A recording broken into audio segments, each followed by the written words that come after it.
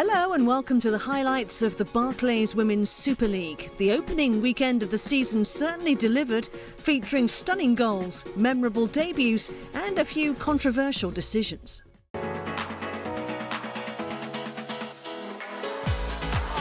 it's a superb goal!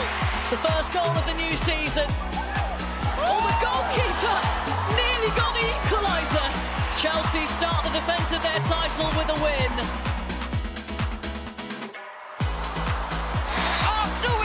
Breakthrough in the Emirates. Maanum back in a place where she became a legend. Wow, that is certainly a tight one. What perfection from Jess Park. The Emirates erupts once more for Beth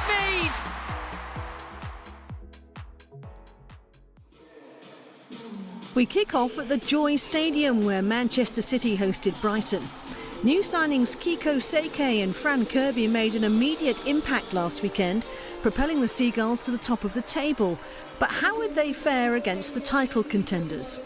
Rachel Brown-Finnis and Robin Cowan were on hand to find out.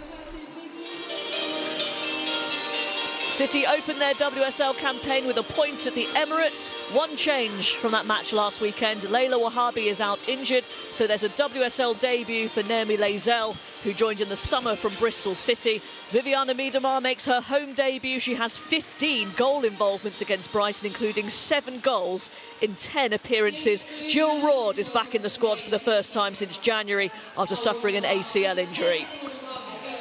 Brighton unchanged from their 4-0 win over Everton. Fran Kirby made a goal-scoring debut for her new club from the penalty spot. Kiko Seike stole the headlines, though, last weekend, becoming the first player to score a debut hat-trick. Brighton have won just once against City in their history, and that was this fixture last season.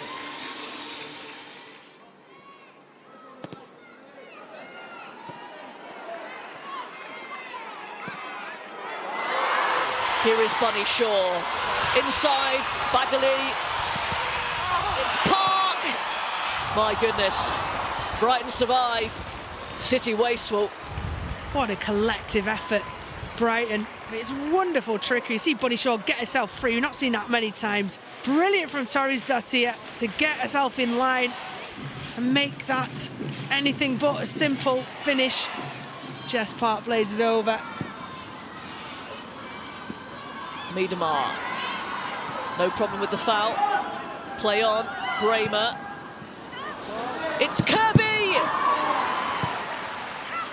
And Seike. Big chances. Not taken. Hemp. Kasperite. Shaw! 1 minute before the break, and Bunny Shaw breaks the deadlock, and it's your textbook Bunny Shaw finish as well. It was indeed. Lovely ball with pace on it from Alex Greenwood down the left-hand side. Lauren Hemp feeds Kasperite. It's a lovely textbook Bunny Shaw goal. Look at that, just flicks the foot.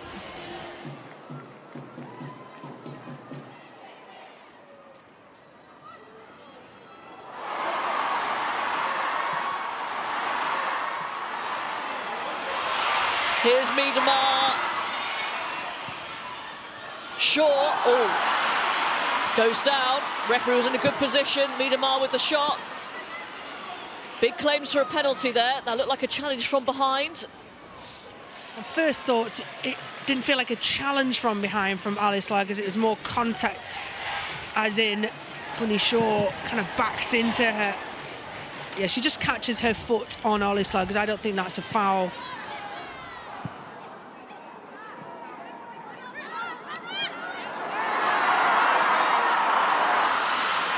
Hemp. It's Park. Fails to beat Bagley. Manchester City today have not been ruthless, and that's what you need to win a Women's Super League, certainly to go far and look at winning the Champions League. City could have been 4-5-0 up. City win it back fairly. Hemp. Again, made it a little bit too easy for Bagley. Good run from Hemp, drive central, as you see her so many times off this left-hand side. Lovely strike with her right foot, but just didn't have any angle.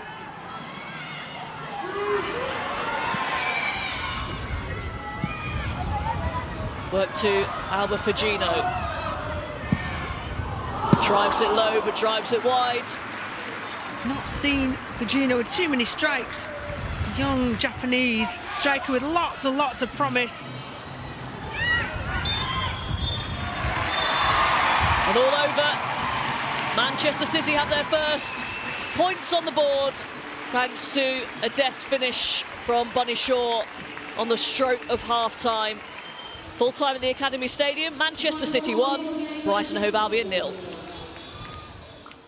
I have to say Brighton are a very well-coached team, and you can see Dario has brought in some new ideas, and I think they're going to surprise a few teams this season with the way they play, because they can cause a lot of problems, and we nullified that really well with our pressing.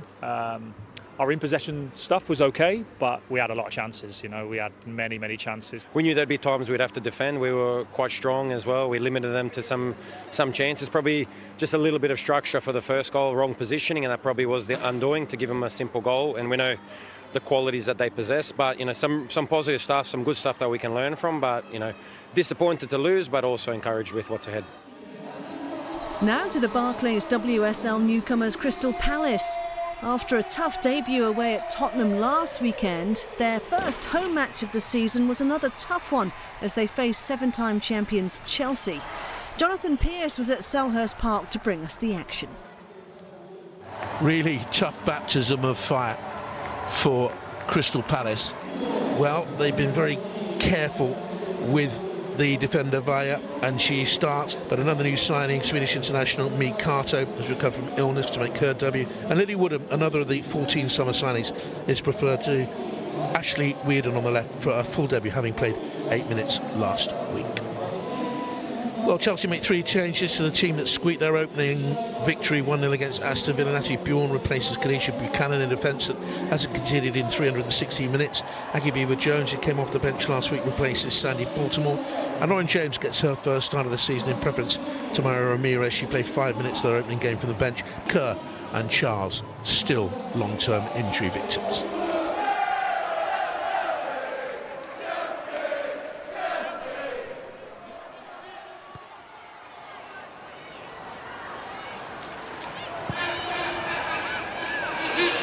That's risky from Hampton. Chance here for Crystal Palace. The goalkeeper had to make the save as well to redeem herself and deny India Riley. That's the best we've seen from Crystal Palace. Their first big chance at Selhurst Park in the WSL.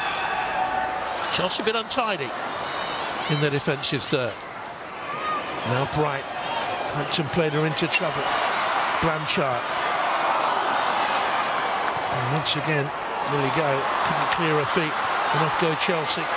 Pitching Canary right in, arriving on the edge of the penalty. Beaver-Jones is there, 1-0 Chelsea. Aggie Beaver-Jones from the Crystal Palace attack. They broke so swiftly and so decisively. Really highly rated all the way through youth team level. And the strength on the shot, too hot for Shay Yanez in that Crystal Palace goal. Chelsea lead. Bright.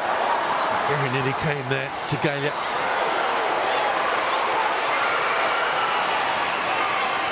And here's Blanchard. Standard just delayed a shot practically too long. Riley, Blanchard!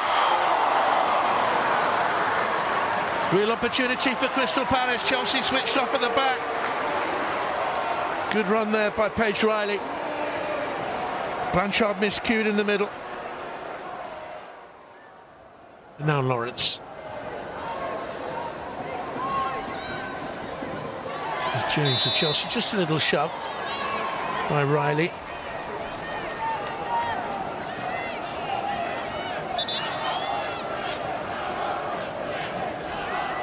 James, one of 2 players cautioned in the first half. Blanchard of Crystal Palace, the other. Lawrence with the cross into the middle, Vaya away. He'll drop kindly here for Bronze, and that's 2-0. Another Crystal Palace mistake, punished. They haven't made too many, but when they have, Chelsea have been lethal. Lucy Bronze at the start of the second half gets her first goal for Chelsea.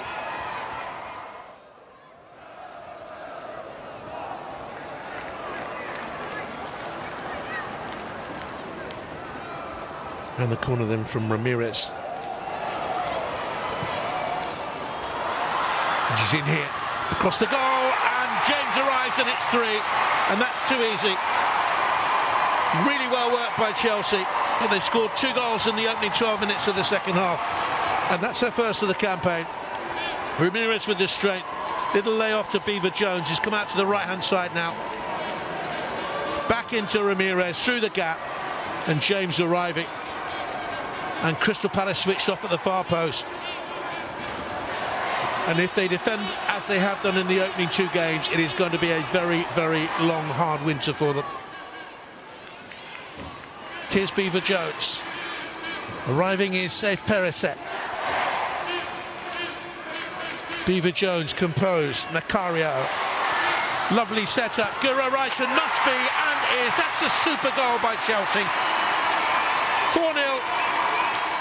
And they work the goal so well. Big role in it by the composed Aggie Beaver Jones. Uses Macario. It's a lovely setup pass as well to Guro Wrighton. Really good ball back to her by Vika Kaptein. Pass, move, execute. 4-0. James. Baltimore, potential goal scorers all over the place for Chelsea today. It came off Everett, and that's going to be a corner. And Sandy Baltimore scored nearly 50 club goals in her time at PSG. Katrina Macario will take it. Palace with everyone back, but Chelsea look mighty threatening. Bright goes near post. Behind her is Ramirez with the touch on, and it's gone in. And Chelsea have another, and I think it went in off Bjorn. She's celebrating anyway. They've destroyed Crystal Palace in this second half. Bayer was the Crystal Palace defender on her, but it wasn't strong enough defending.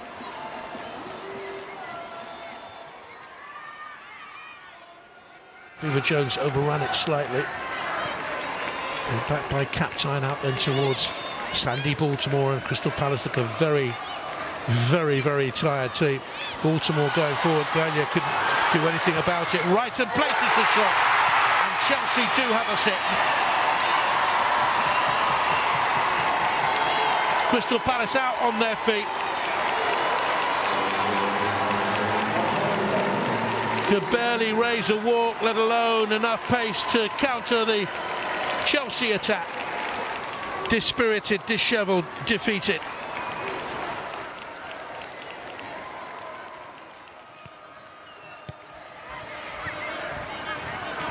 Here's Macario. Ramirez wants it, makes that run from left to right, gets the shot away, will come out to Macario, and Chelsea have a 7th in stoppage time.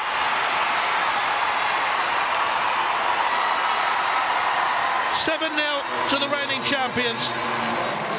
Macario was at the start of it, but the interchange here with Ramirez was telling. She pointed there, she wanted it there, she got it there. And the shot was simply pushed out by Yanez into a difficult and dangerous area. And Macario was first to react, and she deserved that. Played well since coming on, both of them have.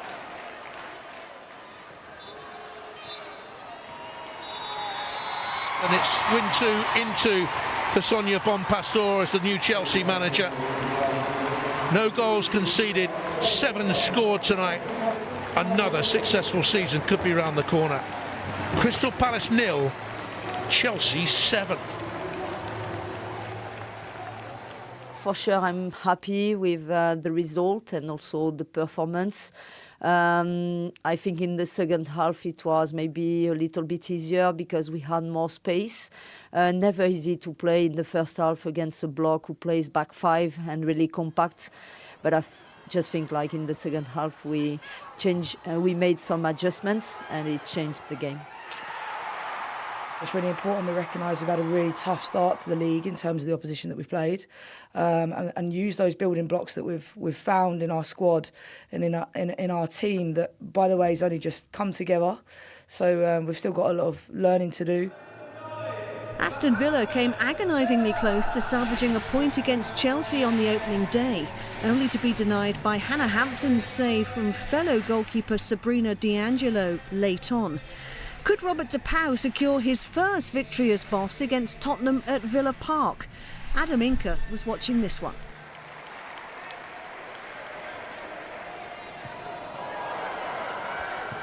Here is Naz. Oros works the angle, and here is the shot from Rasso, and it's an excellent block. And then Spence goes down under the challenge, and Tottenham Hotspur have a penalty. Rasso in space, her shot on goal was superbly cleared away, but it's this challenge here from Paula Thomas that leads to the chance from the spot for Spurs to take the lead in this game. It's Sumanen for Tottenham Hotspur, and she dispatches, and Spurs lead here at Villa Park. The Finnish international finding the corner. Aston Villa 0, Tottenham Hotspur 1.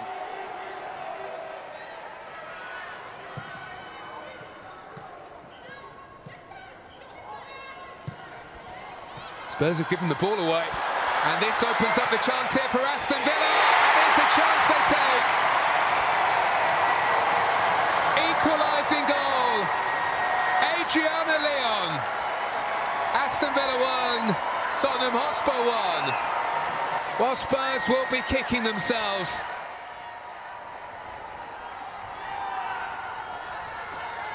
Three minutes to go here. Will we experience a winner? We might do now. It's Rachel Daly. Some turnaround for Aston Villa here.